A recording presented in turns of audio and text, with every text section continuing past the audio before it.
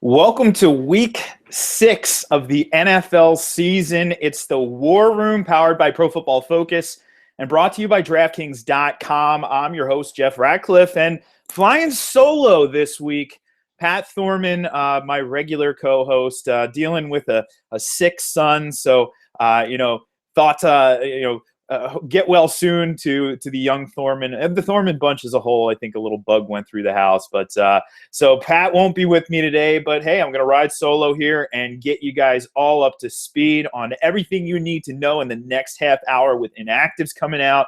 We're ready to roll with week 6 of the NFL season. Of course, if you haven't already, go and check out the Pro Football Focus Fantasy Gold product.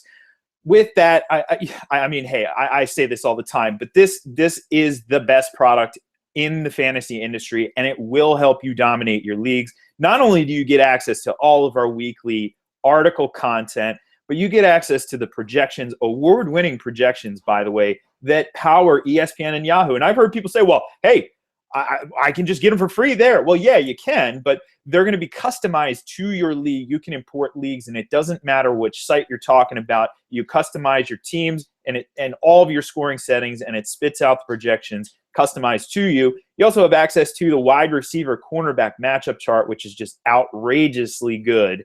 Our daily tool, for those of you who do play on DraftKings, FanDuel, or Yahoo, a great resource there as well.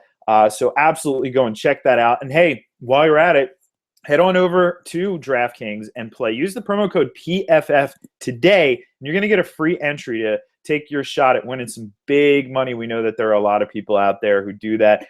And hey, the money is fun and all, but it's just fun to play. It's fun to play every single week. So head on over there to DraftKings and get your daily fantasy on, America's favorite one-week daily fantasy site. That's DraftKings.com. So we're going to get into it today. And there's obviously, so much going on, just like usual. Always stuff going on here.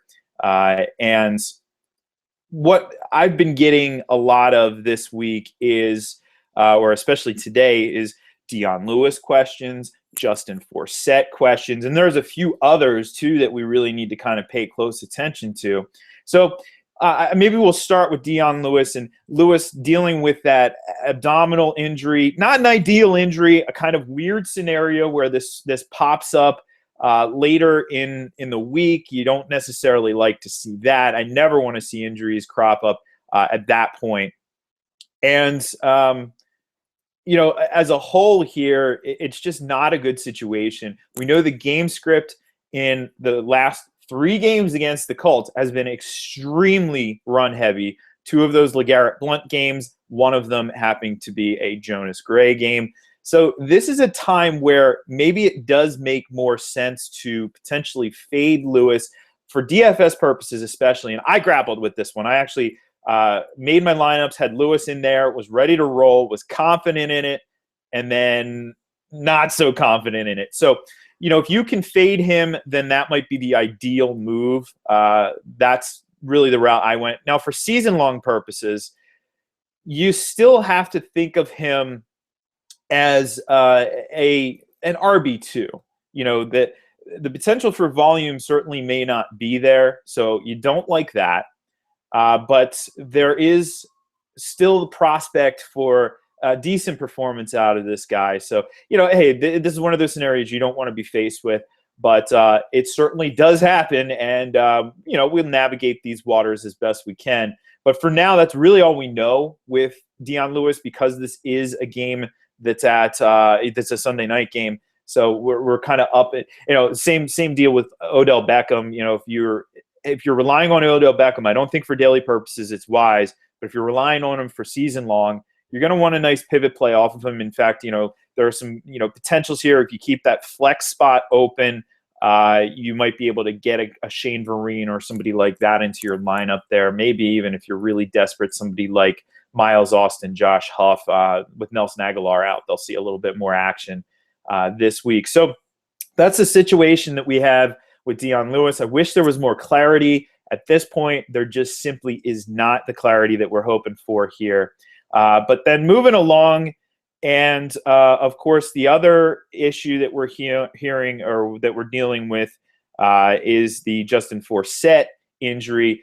And what I can say is this: we look to the mechanism of the injury, and of course, if you're reading, we have one of the best in the business in terms of injuries on staff here in Dave Pratt. Dave Pratt does some great work, and he's able to, he's a DPT, so he has a background in all of these injury issues, and has a background in sports as well. But he's able to diagnose by what he sees. We've seen other people in the industry do this as well, but based on what he saw with the Justin Forsett injury, he said that this does look like it's a high ankle sprain.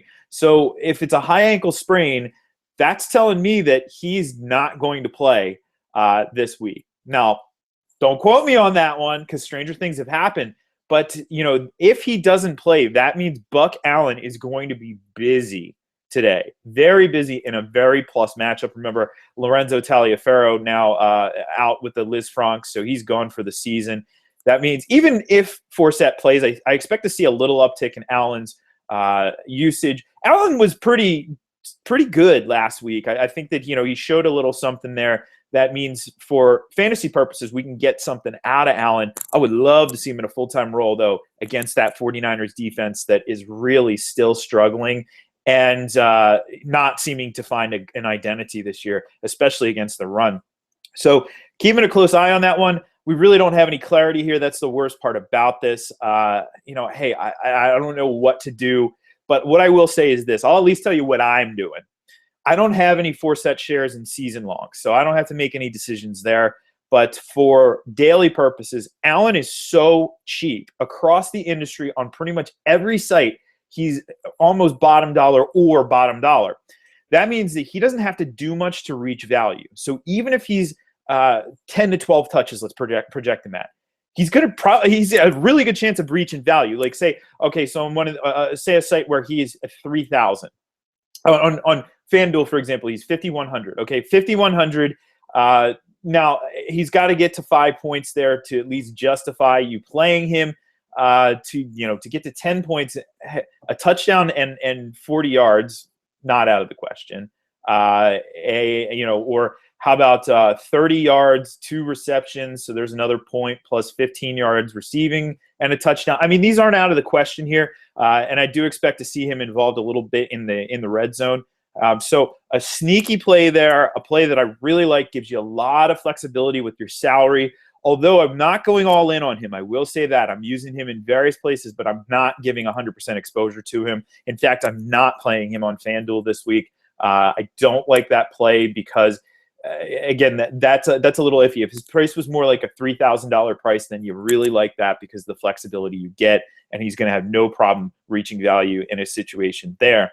Now, I'm going to head on over to the Twitter here. Remember, if you're watching this on YouTube, if you're watching this on the fantasy page here at Pro Football Focus, you can always get your questions answered on YouTube. Just do me a favor, use that hashtag War Room because I'll be keeping a close eye on that hashtag. But you have a few interesting questions here, and I got an interesting IDP question from @DownWithIDP, and his name's Justin. Justin says that he loves Graham right now, and I'm assuming that's Corey Graham, not Jimmy Graham, but he can't start him over Collins, particularly with Hightower out and Jerod Mayo not as involved. And I guess this is a one spot IDP. I agree, and it's close because Graham is one of the top defensive back plays this week, but very close there. But Collins is going to be heavily involved here in potentially favorable matchup. There should be a lot of action in this game, a lot of tackle opportunities in a high over-under game. So I agree there. I do like Graham, though, and I'm playing Graham in a lot of leagues this week. So something to consider for sure. I'm getting a lot of Duke Johnson questions, and maybe we should address those as well. Just when we see a lot of these similar type questions, it's an issue. A lot of people are facing very similar decisions. And so, when we look to this matchup, it's not an ideal matchup, okay? Yeah, Denver, no, you don't like that. The way the Denver defense has been playing is pretty stout. But game script should favor Duke Johnson, okay? Cleveland should be down in this one. We know Duke Johnson heavily involved as a receiver now, which is what we expected, what we had hoped to see. And that's what we're getting. And Duke's doing a great job there. So you like that. You like the fact that Isaiah Crowell is a little banged up here, dealing with a toe injury. And I know some people, if you don't come from a sports background, sometimes underestimate the impact of a toe injury. Toe injuries are so significant. When you're dealing with a big toe injury, especially, is so significant to these running backs. So he's expected to play, Isaiah Crowell is, but this could be a tough matchup. We could see a little bit more Robert Turbin here as well. Remember, Turbin is in the mix and finally healthy, so we could see some Robert Turbin. He's a sneaky guy if you want to if you're in deep leagues, maybe want to throw him into your lineups and you need somebody. He's probably available. And Turbin, Turbin says he plans on getting 1,000 yards this season. That might be lofty, but still, you do like him as a sneaky play. So something to consider there. I might fade Isaiah Crowell if I'm a Crowell owner. Don't like that 3.9 yards per carry as well with Crowell. So if that's something you're facing, Johnson I do like as a play this week, especially in PPR formats. Now, the question I did get, though, from looks like Jeffrey McNamara, he says Duke Johnson or Chris Johnson. Well, that's Chris Johnson. I'm going to go Chris Johnson there. I really like Arizona this week a lot across the board. Let's not forget Bruce Arians was kind of done wrong by the Steelers. And, we get revenge narrative scripts all the time in the NFL, but this is a revenge narrative where, maybe we'll see a little bit of Bruce Arians jamming it down the Steelers' throat here. And certainly you have to like Chris Johnson the way he's been playing. Now, I will say, though, I got a lot of David Johnson questions, throughout the course of the week as well.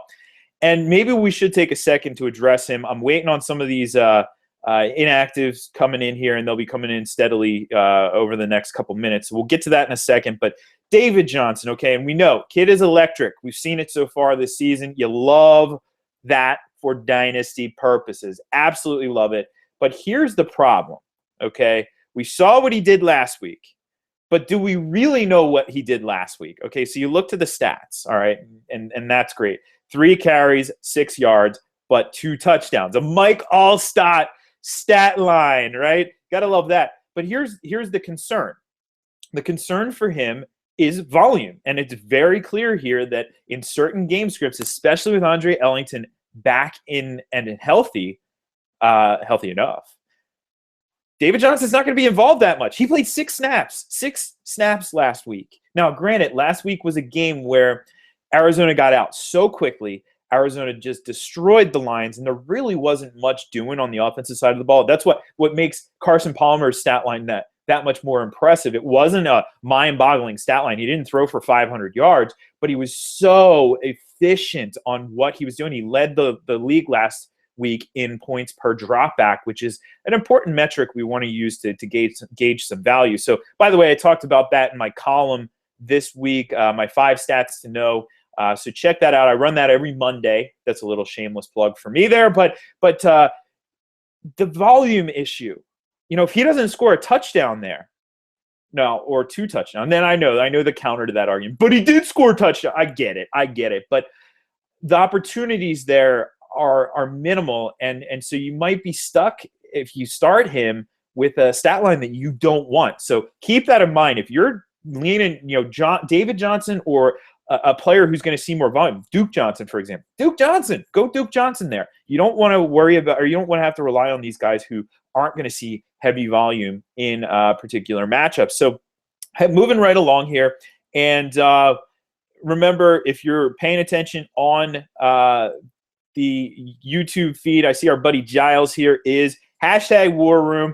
Giles is asking, let's see, you have a whole lot of players here. Need 2 in a standard scoring league. Danny Woodhead, John Brown, Eric Decker, LaShawn McCoy, Andre Ellington, Sammy Watkins. And I guess we can look through these. And Sammy Watkins, we know that Harvin's not going to be out there, so Sammy Watkins is going to be in your lineup.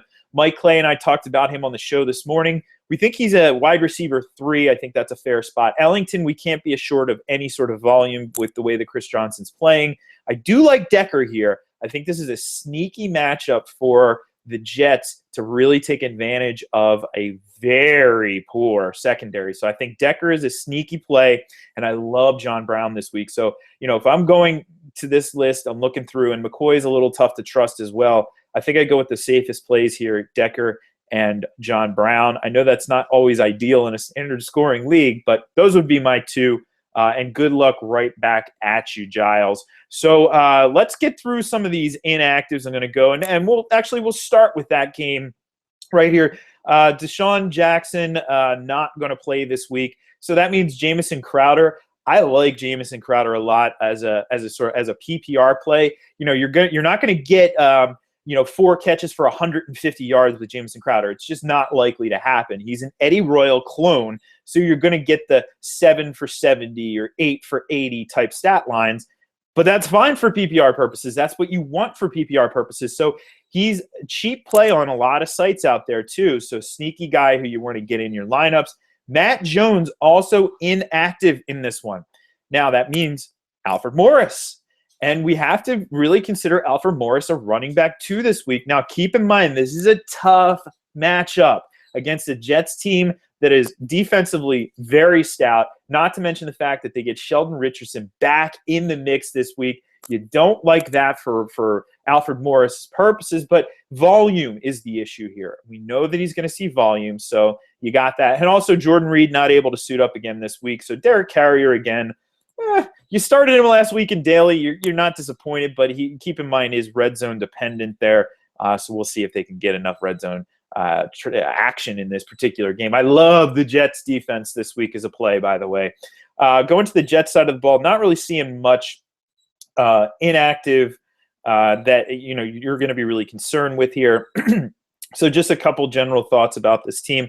I do like Ryan Fitzpatrick as a play this week. The Jets are keeping him clean. He's not taking many sacks, and as a result, when you don't take a lot of sacks, you're less prone to turn the ball over. Just look at what Eli Manning's doing this year. So I do like him as a play. He comes in cheaper, so he's a GPP play for sure. In daily leagues, if you own him, quarterback 2 production certainly there. We know that he's got a nice chemistry going on with both the receivers, really. And even Devin Smith getting involved in this one. We could see him maybe finally a little bit of a Devin Smith breakout here just because this matchup is so juicy. You like the Jets at home this week. So a couple thoughts there about that particular game.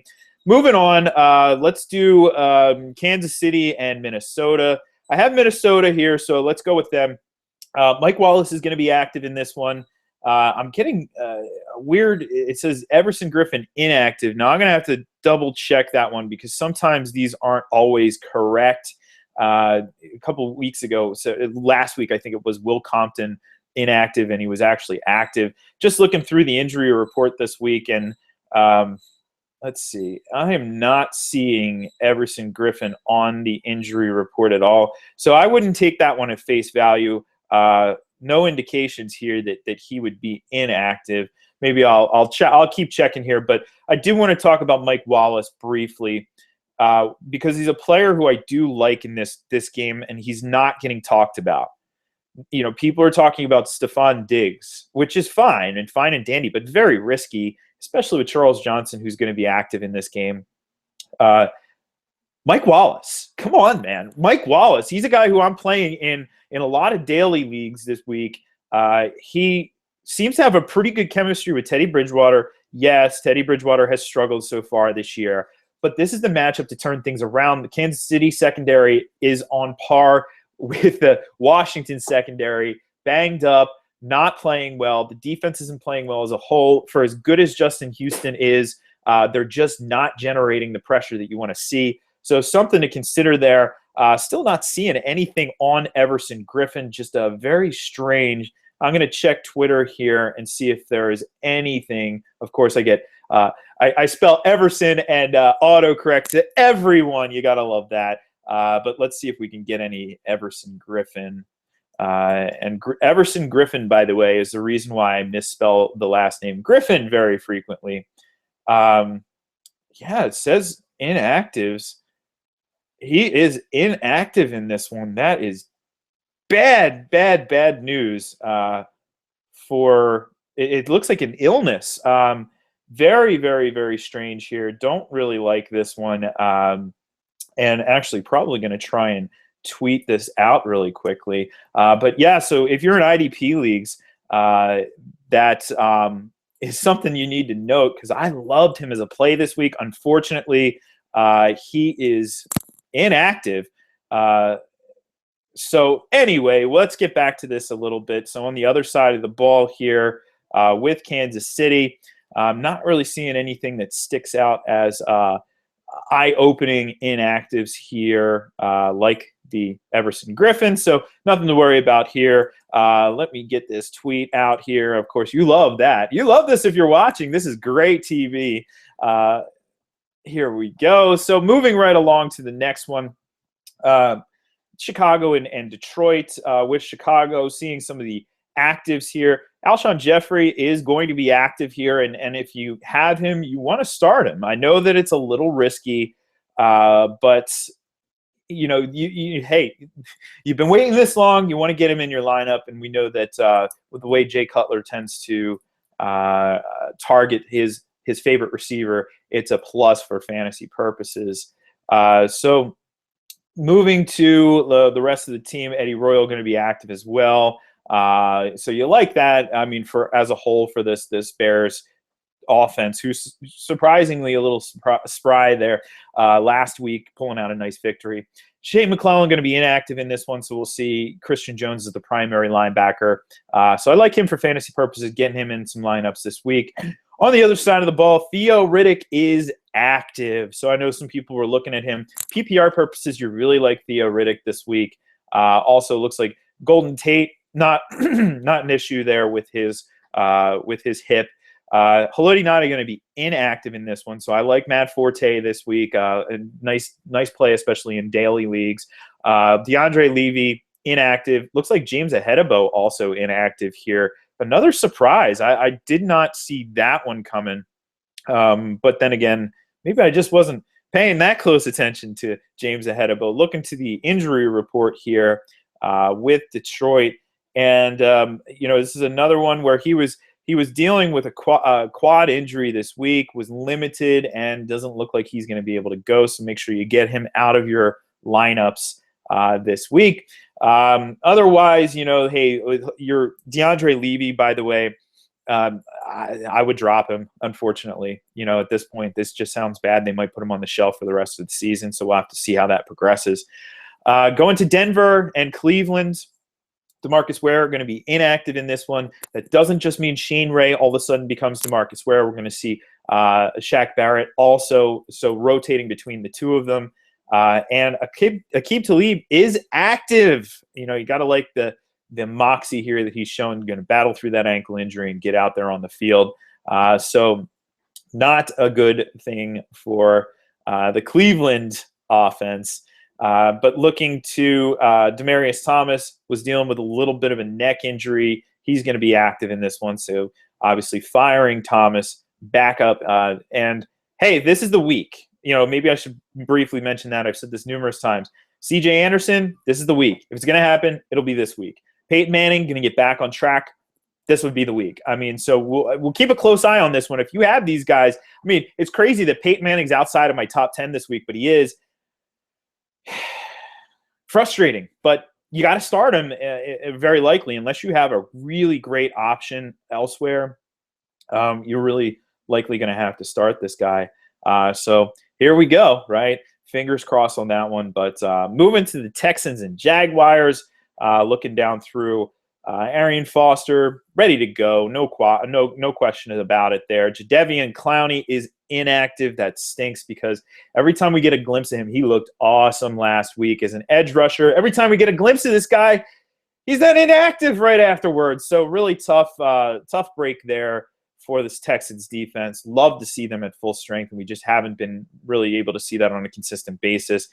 Cecil Shorts is back and active, so any inkling of Jalen Strong sneaky play, it's not going to happen this week. So I wouldn't rely on Jalen Strong. As much as I liked him getting those 2 touchdowns last week, he still has some maturing to do.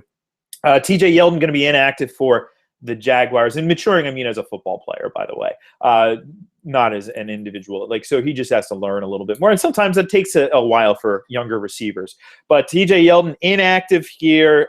So that means we're going to see Toby Gerhart. Remember him? Toby Gerhart is going to be the early down back. We'll see some Denard Robinson also mixed in here. Mike Clay asked me this on the show this morning. Who would I prefer? And honestly, Robinson. And I don't want to prefer either of them, but Robinson, just because of the higher ceiling, I think it's going to be a pretty close, almost 50-50 split in touches with these guys. So if I was to choose one, it's going to be Robinson, and I'm not crazy about it. Blake Bortles, active, ready to roll. The shoulder is a bit of a concern, but, hey, he's a younger guy, so he should be able to roll with this one. And I do like this matchup a lot for Bortles, so I have some exposure to him, some exposure to Allen Robinson, a little Allen Hurns exposure as well this week. I think that's a plus matchup where they should be able to get some things done through the air, especially with no Clowney. You like that for Blake Bortles. Moving to Miami and Tennessee. Coming down the stretch here, still have a couple games to get through, but Miami, Tennessee, we're seeing nothing too eye-popping here for Miami. We'll see if they can rebound. Tough to endorse any of those players this week.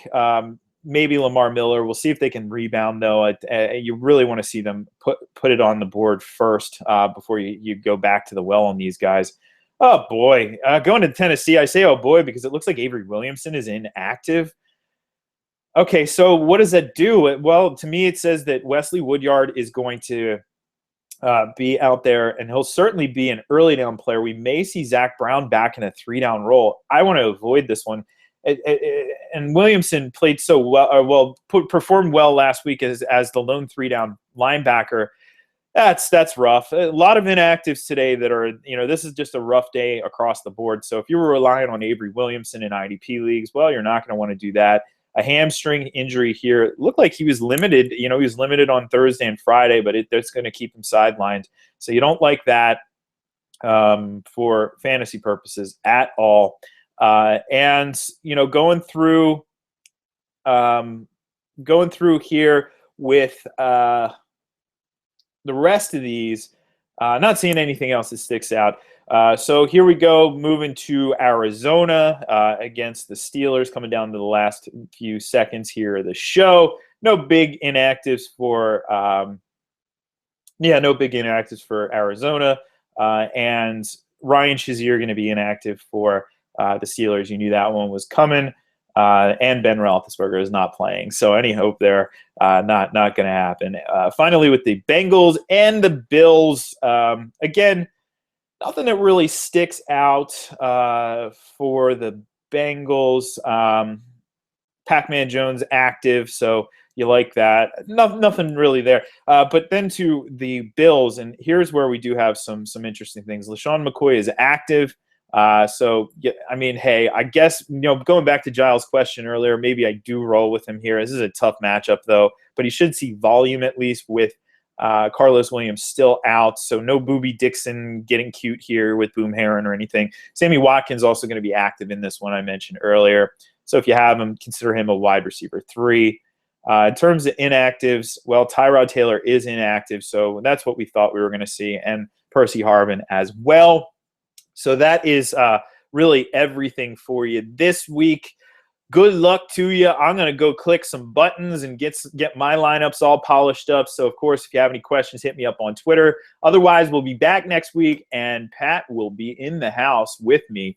So for Pro Football Focus, I'm Jeff, and that is a wrap.